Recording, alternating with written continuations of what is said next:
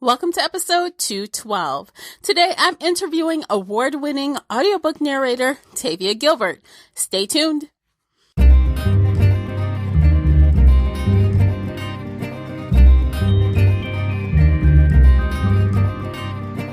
everyone, I am your host, Tamara Ford, and welcome back to Book Chat here on the Shelf Addiction Podcast. If you're new here, welcome. If you're returning, as always, welcome back. Here on Book Chat, we get bookish with roundtable book discussions, book recommendation lists, interviews, and more. Be sure to check out shelfaddiction.com for even more content. Before we get started, let me tell you a bit about today's interview guest. Tavia Gilbert is the winner of the 2017 Best Female Narrator Audio Award. She's a producer, a writer, and an acclaimed narrator of more than 500 full cast and multi-voice audiobooks. She's a 9-time Audie nominee, 3-time nominee, and 1-time winner of Voice Arts Awards, and the recipient of 20 Earphone Awards, a Listen Up Award, and 3 Parents' Choice Awards. She's a trusted and sought-after actress for work across every genre, from children's and YA to literary fiction, nonfiction, and genre fiction. Audible even named her a genre-defining narrator. Tavia earned a BFA in acting from Cornish College of the Arts and holds an MFA in creative nonfiction from Vermont College of Fine Arts. She's the co-founder of Animal Mineral Press and the founder of Juniper Street Photography. All of Tavia's social media links are below in the show notes, so if you'd like to connect, you know where to find her. If you'd like to comment on something you've heard during today's episode, please find me on Twitter at Shelf Addiction or call in and leave an internet voice message via SpeakPipe. The links for everything you need are below in the show notes. Hi, Tavia. Thank you for joining me today. Thank you so much for having me. I'm so pleased to be here. Absolutely. I have so many things to ask you today, and we have such a short amount of time. Are you ready to jump into things? I am so ready. Okay. So I know you've had a very long career in entertainment as well as narration. Would you briefly share with us how you got into narrating? Sure. I got a BFA in acting in Seattle, Washington, and thought that I would be a stage actor for the rest of my career. But I moved to Maine to study documentary radio in a little school in Portland, Maine, and ended up staying there for over a decade. And my ambition was to be a professional actor making a living as a performer. So even though I was doing professional theater and on-camera work, I realized that there was just not going to be enough to sustain a life. So I pursued audiobooks very intentionally because it was the highest kind of acting work behind the mic that I could think of. And it combined my love of performing and literature. So that is why I became an audiobook narrator. And I'm so pleased that it worked out, that I had this dream and then it came to fruition. Wow. So tell me, what do you think is your greatest achievement as a narrator? You know, the biggest accolade that I've achieved is last year's 2017 Best Female Narrator Audio Award, and winning that was incredible. It was a huge surprise to be nominated, and it was a huge surprise to win the award. And I'm really grateful that I had the opportunity to be to receive that distinction in our industry. So while that means a lot to me, I also think when I get an email from a listening fan who says that some of my work has accompanied them in dark nights of the soul, it's kept them company while they're recovering from an illness or an injury, or while they're at home alone while their spouse goes out for a night shift at their work, that is just as meaningful to me because I know what it's like to be a listener who is moved by somebody's performance. I love audiobooks and have for years and years. So the fact that I play that role in people's ears and people's hearts means as much to me as anything I've accomplished that has been recognized on an industry level. Oh, that's awesome. So since you've had, some great highs, how about lows? You've had a long career. Do you have, a situation that maybe is in your mind about a difficult moment you had as you've become the narrator that you are today?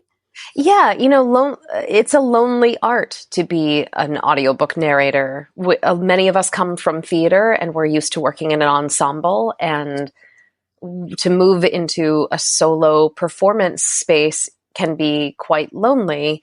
So I remember I was getting divorced and I was starting to work in a home studio, and I was starting my master's degree, which was a writing degree. So I was working alone. That was a hard time, to be so alone in my performance and in my artistic craft.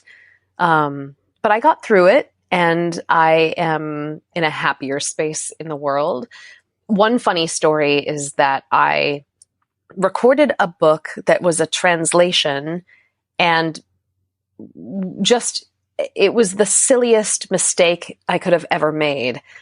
But I mispronounced the main character's name throughout the book. Oh, no. And my publisher so kindly and gently called me and said, "Beautiful performance. We really love your work. You've mispronounced the central character's name throughout the manuscript, and we need to send you a list of 700 corrections to make to pronounce her name correctly." And I was so mortified and so just humiliated. It was long into my career, and it was a total rookie mistake. And I had no business making that mistake, but I spent 2 days correcting all of those instances of her name, sent a gift basket and an apology card to the publisher to say thank you for bearing with me and helping me fix this mess. And then it won an Earphones Award from Audiophile magazine. So wow. What book was that? It was a beautiful book called La Divine, and it's an incredible story. And you will hear me pronounce her name correctly each and every time throughout the book. So good deal. Yeah. That's awesome. So when it comes to choosing projects, you've got a lot of audiobooks, in your catalog. What do you gravitate towards? I love nonfiction deeply. I write creative nonfiction, and I love to narrate creative nonfiction. So either a literary nonfiction piece or a memoir, that is what I'm particularly attuned to. I really love wonderful novels, thrillers, especially, that are full of heart and full of character, deeply developed characters. But the genre ultimately is irrelevant to me. If it's beautifully written, if the author has taken risks on the page and put their heart and soul into their work, no matter what the genre, no matter what the time period, or the plot, I am delighted. I want to luxuriate in literature that writers have carefully and thoughtfully crafted. And so I've been really lucky to work on so many beautifully written books where the author is taking a position with courage and authenticity and thoughtfulness. That's where I'm happiest. Indeed. So is there an author kind of on your bucket list that you kind of really want to narrate something for them and it just hasn't happened yet? Somebody asked me that recently, and what I came up with is something that I will probably never narrate, which is fine. But the work I love almost most deeply is the work of a British fantasy writer named Susan Cooper. She wrote a series of books starting with The Dark is Rising, and they're from the 70s, I believe, and they're so incredible. And I started reading them and just inhaled them when I was about 12 years old. My father gave me the series for Christmas, and I absolutely love them. I'm probably never going to be the person who's cast to narrate them. I'm not British. They're probably better told in a male's voice, but that's a writer that I absolutely adore. And then I would really, really love to narrate Little Women someday. I would be thrilled to have the opportunity to voice Jo, Meg, Beth, Amy. I love that story. Family I think we all adore. So yeah, if somebody wants to cast me to read Little Women, I'd be forever grateful. Hey, there's always new additions. Right? Yes, exactly. Yes. Absolutely. So with, over 500 audiobooks that you've completed, is there any one book or series that you recall that you especially connected to when recording? Well, my job is to connect to everything that I'm recording. So I can hedge by saying everything I do, I connect to deeply. But I narrate I have narrated 2 titles for my beloved college teacher, whose name is Stephanie Kalos. I've narrated Sing Them Home and Language Arts for Stephanie. She left teaching to become a novelist, and not only is she a writer, she is a fantastic writer. She is one of the best writers I've ever narrated or ever read. And it means so much to me to narrate the work of somebody I cherish so much as Stevie, who taught me how to use my voice. And she was a major voice and speech teacher when I was getting my BFA in acting almost 20 years ago, not quite 20, but coming up on 20. So it's a huge honor and a pleasure to narrate the work of somebody that I deeply, deeply love. That's amazing. So when you narrated for her, because she knows you, was she kind of like, here is my work, go forth, I know you will make it amazing, no notes? Well, sort of, yeah. She does trust my work, and she should, because she taught me how to do my work. And I think she had, in her first novel, Broken for You, it was narrated by Anna Fields, who many listeners will know as one of the most exceptional narrators in all of audiobook history. Anna passed away tragically way too early, and the world was really robbed of an incredible talent in Anna's voice. So I wanted to do Anna justice by following up her masterful performance with an exceptional performance of my own. And I think Stevie might have felt the same way, that she had one of the world's best voices narrating her debut novel. And yet she trusted me to do work that would rise to the bar that Anna set. And I hope that it does. I bet it does, because you're great. Oh, thank you. Thank you. You're welcome. So you mentioned earlier that you do listen to audiobooks for pleasure. Do you have any favorite narrators that you kind of gravitate toward when you look at books? I do. I actually have a picture of Davina Porter in my recording studio, because there are a number of just transcendent, amazing narrators in our industry, and more developing all the time. This is a great industry that has a lot of room for new talent to show their unique skill set. But while I deeply and dearly love many, many people, Davina Porter to me is the very first narrator I ever heard. And she is my spirit animal. I just think she's so gorgeous and so authentic and emotionally available in her work. So I really aspire to reach the level that she works at every day. And it's been a pleasure to get to know her a bit over the years and get to connect with her on a personal level. She's incredible. And there are many incredible narrators. But she's my one. Wow, that's awesome. That's very cool that you know her personally as well. Yeah, well, she came up the stairs at a party that I was at maybe 8 years ago now, and I immediately burst into tears when I saw her, because she is the reason I became a narrator. So I told her, "You're the reason I became a narrator. And I love you so much." And she's patted my hand and she said, "Take your time, dear." Not in an insulting way, but just in a very British, sort of reserved, tolerant, amused way. It was really funny. Oh, that's so cute. Yeah. I love that story. Yeah.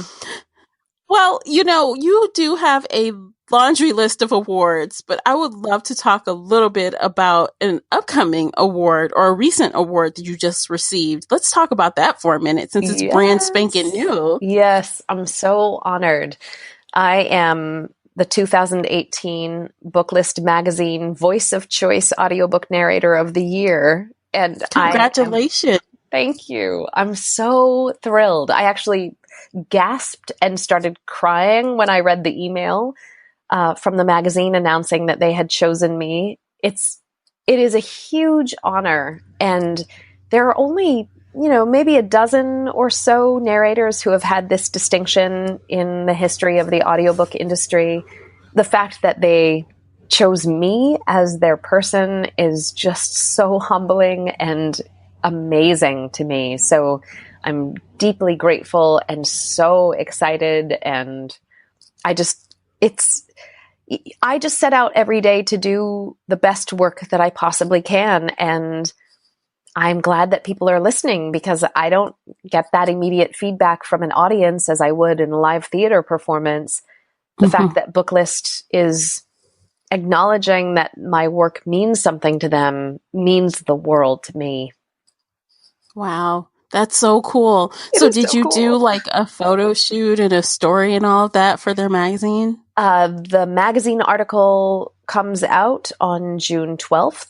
So there will be an article, and I had a great conversation with Joyce Sarix, who's writing the article and is part of Booklist's company. And we had a great talk that was just, it's so meaningful. It's really amazing. I'm delighted to have this accolade. It's just, I can't even exactly express what it means. That I remember being a young actor and a young aspiring actor in little southern Idaho where I grew up. And the fact that people across the country or even internationally are listening to my work and enjoying it means a lot to that little girl from Idaho. I bet it does. And I think you're well deserving. So everyone, I will have a link for Booklist magazine. If I can locate that exact article, you will have access to it in the show notes, because you should definitely check it out. Thank you. Absolutely. So are there any upcoming projects you'd like to let, your listeners know about? Yes. I can't say everything in the world that I'd like to say about it, but I'm working on developing a project in collaboration with the BBC. Hopefully by the time this interview airs, there will be more information available, but it does involve audio. It is a project that is, I will be performing in as an actor, but I'm also the producer and the creator. And we're talking in the spring of 2018. It's already over a year in the making, and it'll be at least another year before it's distributed and ready to listen to. But I working on this project is sort of like falling in love. I'm obsessed with it. It's all I can think about. I can't wait to wake up in the morning and get back to work on it. And it brings me into contact with amazing collaborators, including composers, playwrights, sound engineers, designers, really incredible people across industries. So I'm thrilled to have the opportunity, and I hope I do it justice. It's a great story that is important and timely and difficult and rich. So stay tuned. I'll tell you more when I can tell you more. Oh, I can't wait, because that sounds so satisfying to work on something that you feel that passionate about. It totally is. It totally is. And it's very challenging. It's making me stretch and grow in new places that I have never ventured before. But I feel like I've cut my teeth in over a decade behind the mic and running a small business as an audiobook narrator. So I'm ready to make a bigger leap into unknown territory. So we'll see. Well, I wish you the best on that project. Thank you. So let's listen real quick to the snippet that you provided from the book that you won the 2017 Audie for Best Female Narrator, which is Be Frank with Me. And that's by Julia Claiborne Johnson. So let's take a quick listen to that, and then we'll talk about it after. Great. Fascinating. But listen, Frank, gentlemen, don't point. Although I guess it's all right to point at mountains. Mountains don't have feelings like people do. You aren't supposed to point at people. How else are your eyes supposed to find them? Not that way. Nobody likes to look up and see people pointing and staring. Yes, that I know from first-hand experience. Have you ever been up there to play in the snow? I asked. Up there? No, I can see it from my school. Just before winter break, they truck snow in from there and spread it on the playground for our winter festival. It's more convenient that way. And to think I'd been surprised people had their drinking water delivered. That sounds like fun, I said. Back in Omaha, we have to get our snow the old-fashioned way. Falls on us out of the sky. Here, when the hills are on fire, the ash falls like that, like snow, or the mashed potato flakes they use in movies as a stand-in for falling snow. Last summer, there was a huge brush fire and no wind, so this giant mushroom cloud of smoke hung in one place on the horizon for a week. Okay, so tell me a little bit about the clip we just heard. So that's a clip from Be Frank With Me, Julia Claiborne Johnson's debut novel. The story is about Frank, primarily, who is a young boy on the spectrum. His caregiver has been tasked with keeping him company and keeping care of him while his mother, a novelist, finishes her novel. It's a book I really loved and really enjoyed recording, but I didn't know that it was going to change my life in any way. I just did my very best performance and loved it, was grateful for it, and then moved on to the next title. And then it really has changed my life. It was nominated for an Audie Award for Best Female Narrator, which was my career goal. I thought if I can just at least one time in my career be nominated for that distinction, I will be happy. So I was thrilled when I heard that I was nominated, and I told my mother, I'm not going to win, Mom. You know, the honor is in being nominated. Don't get your hopes up. Emma Thompson is nominated, and Juliet Stevenson and Bonnie Turpin and Robin Miles, and there's no way I'm going to win this award. And then I won. And it was so shocking and so amazing that I won. And the reason I won was less to do with my performance, I think, and more to do with the writing. It's beautiful. Frank is a fully realized, authentic, lifelike character with whom the audience has great compassion. And so, like with all great writing, my work was very easy. It's an easy job when somebody's crafted a beautifully told story with fully realized characters. So I really didn't have to do that much to bring it to life off the page, but it was really thrilling to win. And it's a really beautiful, heartfelt, entertaining, provocative, thoughtful story. So definitely check it out. Be Frank With Me by Julia Claiborne Johnson. Well, definitely, hey, you won. Don't shortchange yourself now. Narration elevates any story. It takes it to a new level. As a listener, I can tell you that. Well, I love them too, but I will say that I just described to my partner, actually, that when I'm recording a story that is well crafted, it's like hanging out on an ocean liner and just kicking back and relaxing. So you're like, it's Julia so easy. Really did the work. It's so easy when the book is so wonderful. So this is a contemporary fiction title, but is it also humor too? There's humor, there's heartbreak. It's a real mix. I think what Julia achieves is that it's the human experience, which from moment to moment can be full of humor and pathos, and we're just transported in that human experience in the present moment, along with Frank and along with the other characters who populate that story. Mm-hmm. So was Frank your favorite character to narrate from the book? Yeah, he really was. I feel for Frank, and Frank is a tender and vulnerable young boy. And I think we all can remember what it felt like to be confused by the world and by other people deciding to live in a way that wasn't the way we were living. And he is somebody that I want to just scoop up and cradle in my arms and protect.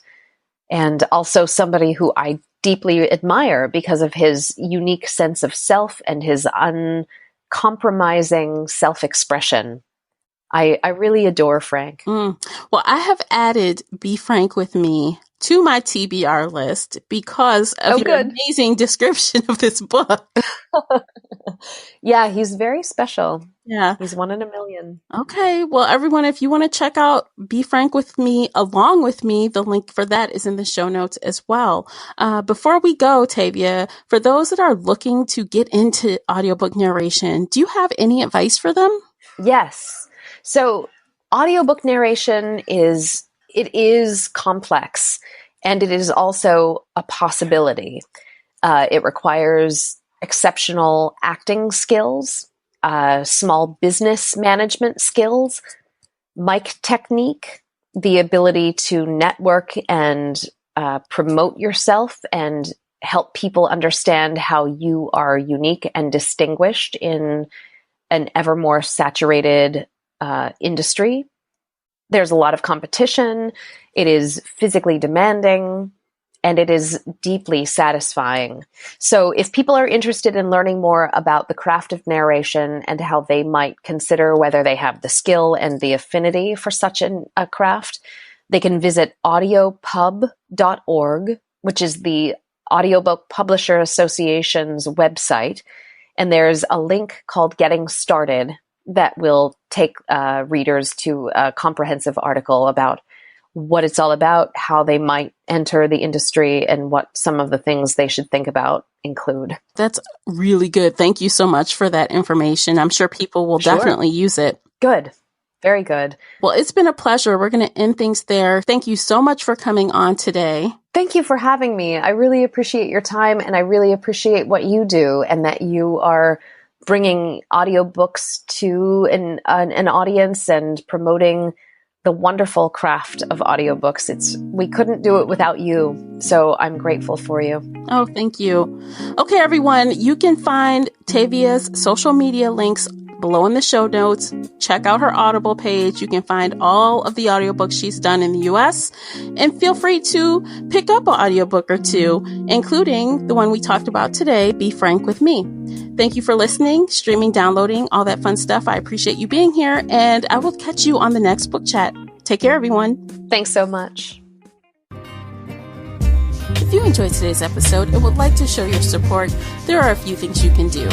Head on over to Apple Podcasts and leave a positive 5-star review. You can follow me on Twitter and Instagram.